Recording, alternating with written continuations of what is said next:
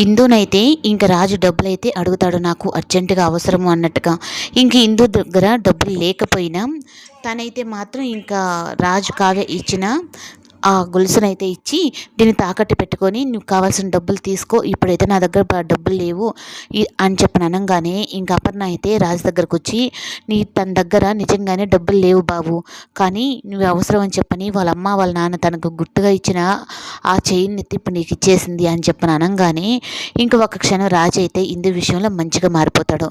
ఇంకా తన friend lucky కాడికైతే bike తాకట్టు పెట్టేసి ఇందుకి ముందా చైన్ తీసుకొచ్చి ఇచ్చేసేయాలి అన్నట్టుగా చెప్పేటప్పటికి, ఇంకా ఏంట్రా నువ్వు అమ్మాయిని ఏమైనా ప్రేమిస్తున్నావా అంటే, ఏమోరా తెలీదు, ఇందు అంత సహాయం చేసినప్పుడు తన బాధ అనిపించింది, ఎవరికైనా అమ్మ నాన్న ఇచ్చింది అంటే అది చాలా గ్రేట్ కదా అన్నట్టుగా తను చెప్తాడు. ఇంకా బైక్ అయితే తాకట్టు పెట్టేసి ఇంక ఇందు దగ్గరికి అయితే వెళ్ళి ఆ చైన్ తీసి తనకి గిఫ్ట్గా ఇస్తాడు.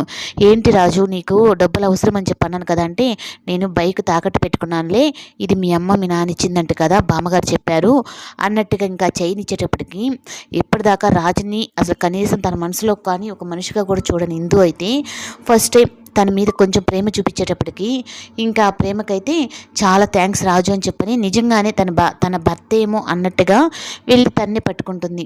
ఇంకా రాజు కూడా అయితే నిజంగా ఇందు నా భార్య ఏమో అన్నట్టుగా తను కూడా తన్ని మంచిగానే రిసీవ్ చేసుకుంటాడు. వీరిద్దరిని ఇలా చూస్తూ ఉంటే అపర్ణకైతే నాకు రాజు కావ్యని చూసినట్టే ఉంది అని చెప్పని చాలా సంతోషపడుతుంది.